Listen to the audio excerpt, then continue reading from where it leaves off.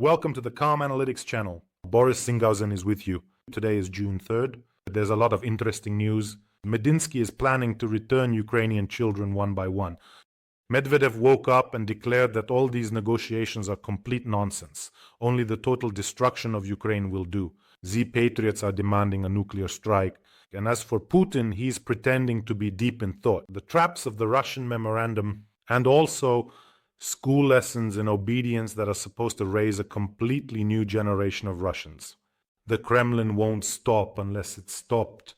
And at the end, about how ChatGPT revealed Putin's secret. All this and more in today's episode. There's a lot of interesting stuff ahead. If this is your first time on this channel, be sure to subscribe so you don't miss future episodes. Let's get into it. Well, of course, I don't think anyone had any illusions about these negotiations. Basically, they just want Ukraine's complete capitulation. Medinsky is just kind of unwell, honestly, regarding the return of Ukrainian children. You know, the very thing for which the International Criminal Court issued an arrest warrant for Putin. Do you know what he said about it? Don't put on a show for those soft-hearted European grandmothers who don't have children of their own. He was given a list of more than 300 names. And the Russians say magnanimously, we'll return 10 children to you. They treat them just like merchandise. I mean, I don't know where Hamas learned this, but it must have been taught by those Kremlin ghouls. And actually, that's true. They really did teach there. And honestly, I would introduce a mandatory empathy test for anyone wanting to enter politics, because a person should at the very least have compassion and sympathy. Under no circumstances should psychopaths be allowed into politics, let alone to govern a nuclear state. Putin definitely wouldn't pass such a test. By the way, let me remind you about the story with the little ducks. For those who don't know, this episode was described by his school teacher, Vera Dmitrievna Gurevich. When Putin was a child, his grandmother took him to the village and he took a knife and cut off the heads of ducklings. He simply wanted to see what would happen, and then he said, I won't do it again. Well, now we can see how he won't do it again. So by no means, only a mandatory empathy test. And at this point, there's no need to make anything up about this memorandum. Medvedev came out, woke up from his coma and told everything himself. I quote, "The negotiations in Istanbul are not for a compromise peace based on someone's invented, unrealistic conditions, but for our swift victory and the complete destruction of the neo-Nazi authorities. That is the meaning of the Russian memorandum that was published yesterday." You know, it's actually just astonishing. It's just astonishing, and Putin, through the mouth of his pickled Chucky doll, is telling Trump directly, and yet he's still like, well, let's give it a week, maybe 2 weeks. We'll talk about the memorandum's traps a bit later. There are some extremely interesting points there, but still, it's clear that Medvedev's role is just to voice things like this. I don't know. It's this court jester function, and it's obvious. I can just imagine Putin sitting there playing with his puppets. And then, hey, let's call Dimoshka over. They dig Medvedev out of some closet. The whole KGB clan is cracking up, and they're like, look at how well Dimoshka is playing the Tsar. And there's Medvedev walking around as if he actually thinks he's Putin. So that's more or less how I imagine Medvedev's role in a somewhat figurative sense, but the picture turns out to be quite vivid. Now, regarding the fact that it's not just Medvedev, he also wrote that revenge is inevitable. At this point, the Z-patriots accused Putin of cowardice. Wow, that's something. What, the examples of Prigozhin, Gherkin, and others like them don't suggest anything to you? If you keep accusing Putin of cowardice, even if he does show cowardice, you'll end up over there with Gherkin. Honestly, I thought Medvedev would be at the front of the line when they asked Putin to launch a nuclear strike on Ukraine. But apparently he got stuck somewhere in his little closet. Anyway, look, so Medvedev made a statement just literally a couple of hours ago saying the following: those who are worried and waiting for retribution, everyone should be worried.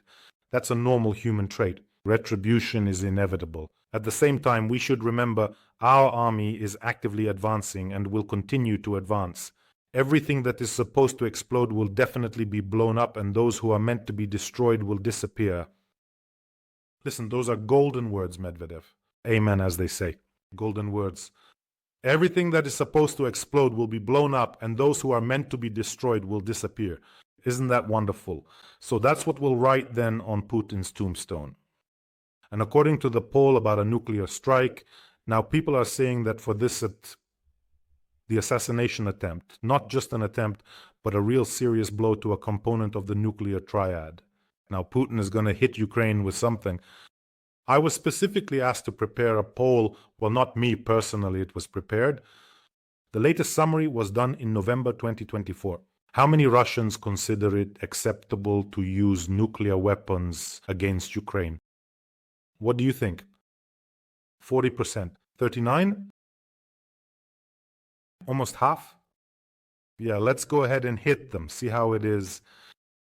And, in the comments here, Russians regularly show up, and sometimes you can even tell they're not bots. They write rage in all caps with a billion exclamation marks. And I have noticed that the most aggressive ones, the ones who say things like, "We'll destroy all you Ukra-Nazis, wipe you out," the most aggressive ones are actually those moms of two little angels with flowers or family photos as their profile pictures. What's going on? Who made them like that, I wonder? Or maybe they like being that way. Well, take Chronicles of the Wild. A Ukrainian strike could be grounds for Russia to use nuclear weapons. They have this political analyst, Sergei Markov. He used to be the chief ideologist of United Russia, and then it just snowballed from there. It's not just a pretext. A popular Telegram channel writes, "We need to start nuclear strikes on Ukraine. Kyiv must be demonstratively destroyed. Otherwise, the whole world will think that Russia can be treated this way." See how it is? Ukraine has no right, is treacherously defending itself, has no right to strike or destroy Russian weapons. So that's how it turns out. And then there's another of their war correspondents who said outright, "So how are we going to respond to such humiliation from Ukraine with empty hazel sticks and the empty talk of talking heads in the media?" Well, I don't know how you'll be following Strelkov soon for asking questions like that. And now about the traps in this memorandum. So I think I won't go too deep into it. There are just a few interesting points there. Basically, they're simulating a dialogue to delay US sanctions. That's basically, in general, they proposed this so-called humanitarian ceasefire, exchanging the bodies of the dead and dialogue about children. You see how they spread out this humanitarian component and start saying, "We'll hand over the bodies if this happens." So let's look at the children. We'll spend a long time reviewing the list. We'll go through each case individually. In other words, they are dragging out the whole process over time. If someone in Washington starts to have doubts, and there are already many who do, they'll say, "Well, we were given information about the children, but you can't review everything in one day. Dealing with the bodies is serious. Let's stop for 2 or 3 days. In certain areas, we'll collect the bodies and there for 2 days, then in 10 days for 3 days. Do you understand what they're doing? I think that's clear to everyone. They only propose a ceasefire on their own terms, of course. They just want to maintain this military pace, strike at infrastructure, hit peaceful cities, keep up mobilization, and keep pressing in the Kharkiv and Sumy regions. That's why they absolutely cannot accept an unconditional ceasefire. No way. They absolutely cannot afford to show that weakness right now. That's why they first leak their own memorandums. That's why they say, well, at least we've shown our memorandums here. Now let's discuss each point. Basically, it's a theatrical performance. The audience is mainly Western. I think it's clear to everyone why they included a bunch of points and say, we made an offer, Ukraine refuses, so who's to blame? Who doesn't want peace? And the most cynical, downright vile thing is that they use children and the bodies of the dead as some kind of bargaining chips in negotiations. Meaning, will we return them or not? How many will we return? How many won't we? Basically, it's just stalling the negotiations with talk. Russia has become very skilled at this. The approach needs to be different. In other words, it doesn't matter whether they make concessions or not. Sanctions should be destroying the Russian economy, breaking it down from the inside, and the timeline should be measured in weeks. Only then will Putin have no reason to drag things out. Then he will realize that the blade, the guillotine's knife, is coming down. The rope is being worn down just a bit more, and soon it will chop off his bald head. That's how it should have been. But honestly, it's strange, isn't it, that we're only now talking about truly tough sanctions. It's only now that we're discussing genuinely tough sanctions that could actually stop the war. And even those haven't been implemented yet. Only just now, thank God, is there a serious lobbying effort. I literally just recently spoke with one of the architects of this sanctions framework against Putin and his inner circle against Russia. He said, we're working really hard on this right now. So that's how it is. And of course, the demands from Russians are just as idiotic as possible. By the way, friends, don't forget to subscribe to the channel and hit the bell if you haven't already. The demands, just so you understand, are absolutely insane. Give them everything. Crimea, Donetsk, Luhansk, Zaporizhzhia, Kherson. Recognize all of them as Russian territories. Withdraw the troops. Neutral ally. Neutral status. No NATO, no foreign military bases on the territory, no nuclear weapons, restrictions on the armed forces.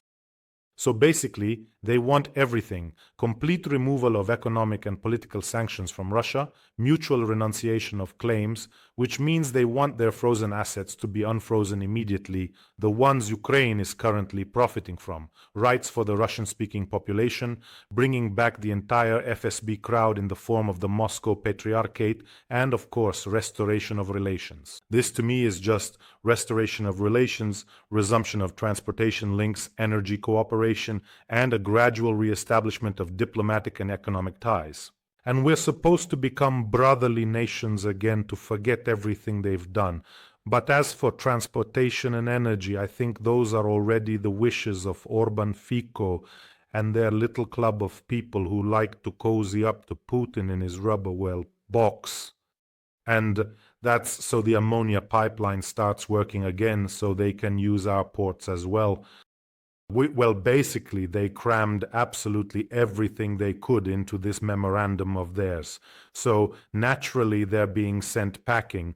Of course, no one is going to agree to this total capitulation. But the next round of negotiations is planned to take place from June 20th to 30th. So they've already bargained themselves 3 more weeks. I see that the Kremlin's lackey is getting bolder right before our eyes. Well, he's getting bolder because he's being allowed to, because it's permitted. So naturally, their statement is the Russian delegation is satisfied with the results of the second round of negotiations with Ukraine in Istanbul. They got everything they wanted. They bought themselves more time and burdened everyone with their demands. But right now, the most important process will be taking place in the United States, where they are already prepared to put sanctions to a vote. In fact, today, the Speaker of the House of Representatives announced that many people are ready to support it. So our people really need to work hard now to mobilize all of our advocacy. The President of Finland urgently needs to fly out again to play golf with Trump. I'm not joking, by the way. This actually works. And while the Russians were showing off their memorandum over there, today they brutally struck Sumy right in the city, right in broad daylight, in the morning. Civilian cars. As of now, we know about 3 people killed. I can't say for sure yet how many are wounded, simply because they can. Remember, I gave you the example of a Russian prisoner who was asked, "Why did you decide that you could come here and dictate to Ukrainians how they should live? Under what flag, in what language, and so on? Why?" He said, "Because we can." And that's exactly why they can. My condolences to the families and loved ones of those who died, and I wish a speedy recovery to those who were wounded. Well, since there's no real truce expected anytime soon, unless the sanctions start working, I want to remind you, friends, that we have an important fundraiser going on, and we're almost done with it. This fundraiser is for the Freedom of Russia Legion. Right now, they are carrying out missions both on the front lines and deep behind enemy lines. This is for drones, communication stations, radios, and in general, all sorts of interesting things that they drop right on the heads of those ghouls. The link to the fundraiser is in the description of this video and also in the comments. There you'll also find the fundraiser card number as well as a PayPal option for those who want to help from abroad. You are all amazing. We are truly doing something great here. The Legionnaires have already purchased part of what is needed. So in the end, we only have a little over 100,000 Shrivnias left to raise, if I'm not mistaken. Let's give it one more push. Now, a bit about the kind of Russia we'll have to live with in the future. And this is important to understand. The generation that is now going to school, to kindergarten, will grow up in some time and perhaps will even ask fewer questions about why they have to go to war.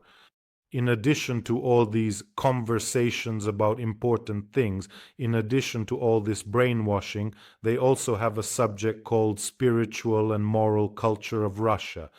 Now it will become mandatory for students from 5th to 7th grade. They're introducing subjects like this.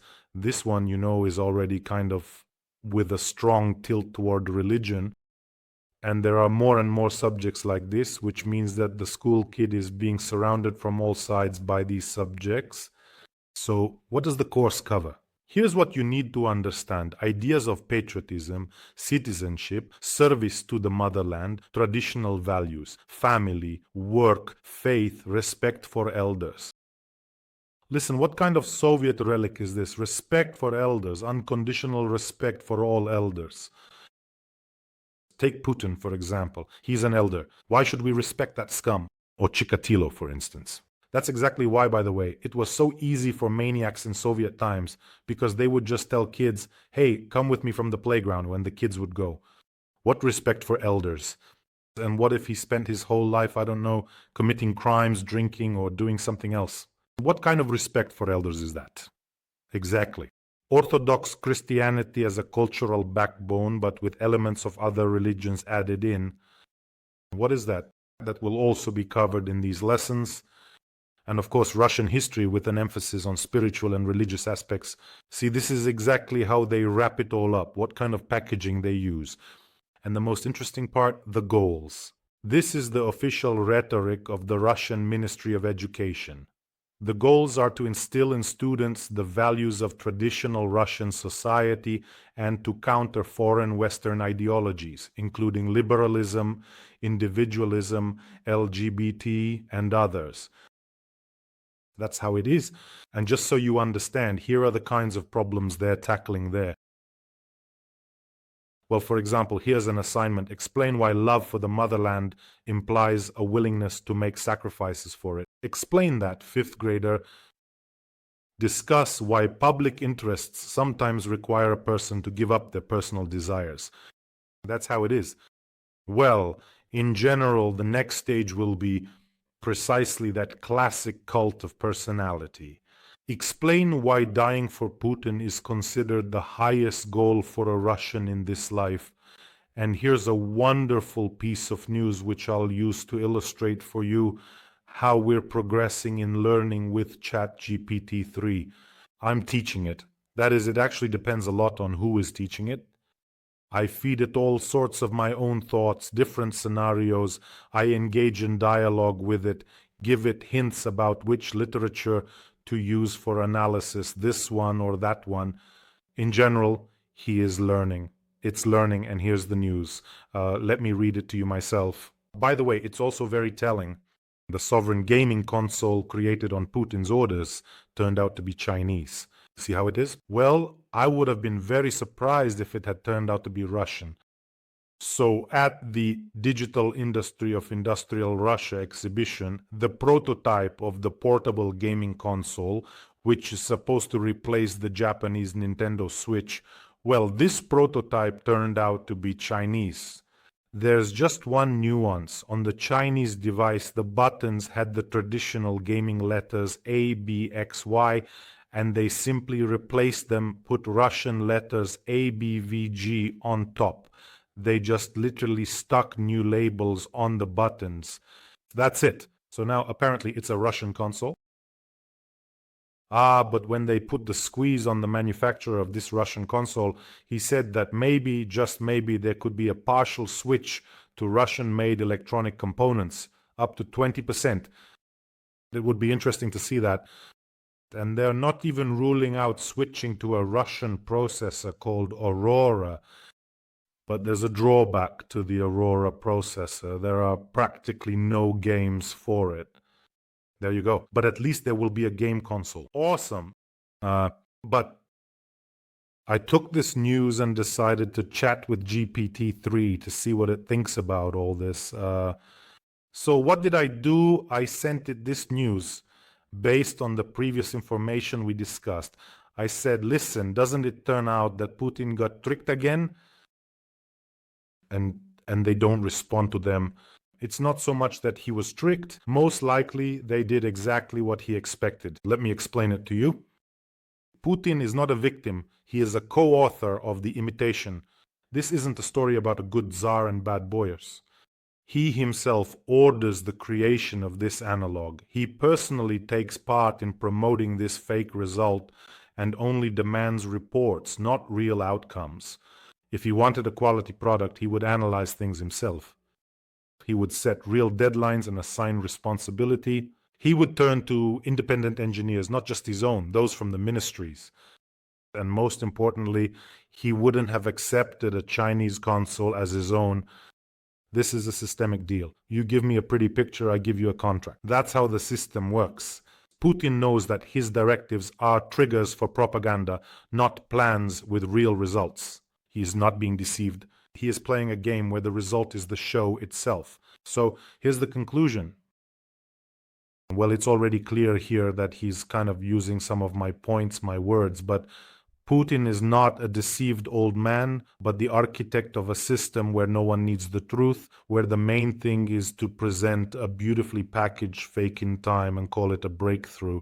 He isn't disappointed because he never expected the truth. So yes, everyone else was fooled, but not him. Listen, can we, for the children, those who are, getting Orthodox education, can they just talk to a normal version of ChatGPT, huh? I think it'll be banned there soon, and they'll create some kind of their own encapsulated version where, Putin, Medvedev, and maybe Shoigu will be the ones training it with their own little tidbits and so on. So, well, you see how they're learning? Amazing. I actually spend quite a lot of time with it now because I need to process large amounts of information for work and organize it. But it's really learning well. Sometimes it's even creepy. And I'll be doing this kind of segment from time to time if you like it. And here's another piece of news.